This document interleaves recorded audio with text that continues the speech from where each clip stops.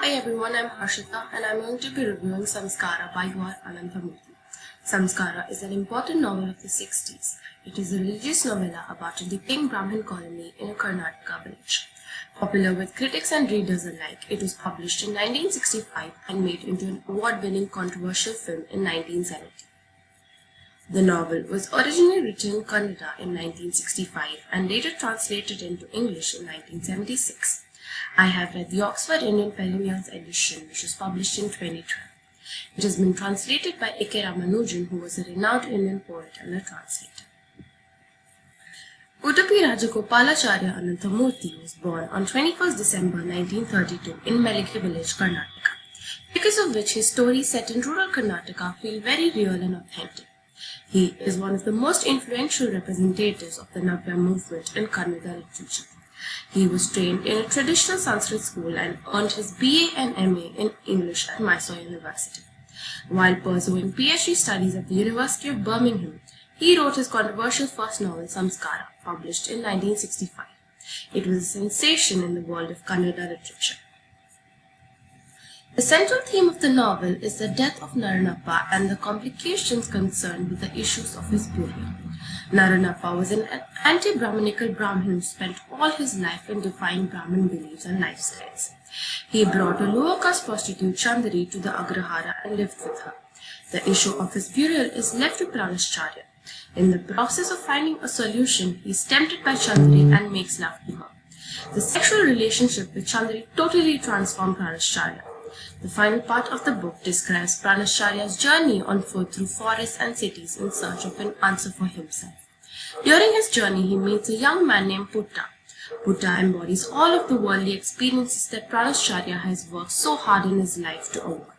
What begins as a samskara for a dead man becomes a samskara or a rite of passage into a wholly different cycle of life for Pranashcharya. The title Samskara has many different meanings.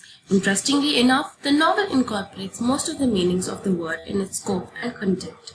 It explains samskara as a rite of passage, self-realization, preparation, etc.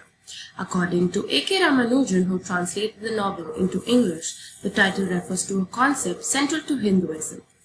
The subtitle of his translation, A Rite for a Dead Man, is the most concrete of the rest. These are some of the themes I could identify throughout the book. Casteism. The novel is set in the 60s when the caste system was very prevalent. Pranashcharya and Naranappa belong to the upper caste while Putta and Chandri belong to the lower caste. The time when Pranashcharya goes to the temple to have a meal and Putta is not allowed inside is one of the many instances depicting casteism. The whole dilemma of Naranappa's death rites arising because the Brahmins think that Naranappa's caste is diluted after he sleeps with a lower caste woman is strong portrayal of casteism. The validity of customs and contemporary reworking of ancient Brahminical themes. The Brahmin's inertia during Naranappa's life is extended to the event of his death. Ananthamurthy slowly exposes their sins and shows how the erosion of their core values begins to disintegrate the traditional community. The rotting of Naranappa's body, as the Brahmins argue over ritual and duty, mimics the rotting soul of the highly exclusive society. Contrasting nature of people. The reference to sage Parashara, Ved Vyas, Adi Shankaracharya's beef tryst, and the women who listen to Pranashcharya's rending of stories highlight the dual existence of contrasting natures within any person. Greed. Traits of gluttony and greed within the Brahmins are portrayed in a direct down-to-earth manner. This is shown explicitly in situations such as the competition among two Brahmins, Lakshmanacharya and Garudacharya, to perform Naranappa's rites for claiming Chandri's gold ornaments. Ritual and regulation rather than humanity.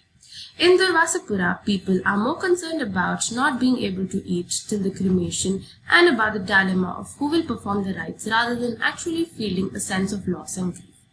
The Brahmins place ritual above what is considered a basic human right, that is, the decency of respectful and timely burial, regardless of the deceased's religion. Personal transformation.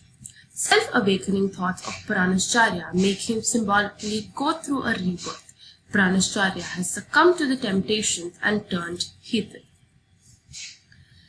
The thing that I loved about Samskara is that it's quite fast-paced and the story is written in such a way that it keeps you hooked even though its subject and tone is quite serious.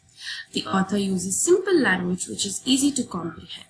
The novel is set in the 60s and Ananthamurthy has done a splendid job in recreating the 60s environment with his well-sketched out characters.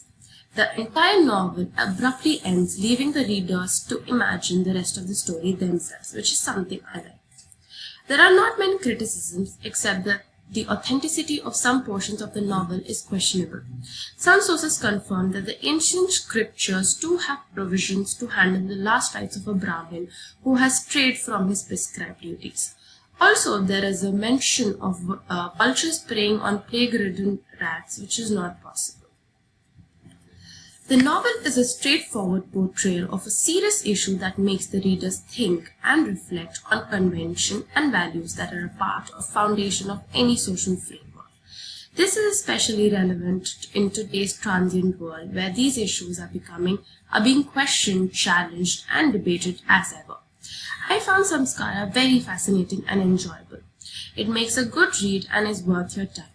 I would definitely recommend it to others, especially to people who like stories with social themes. Thank you and have a great day.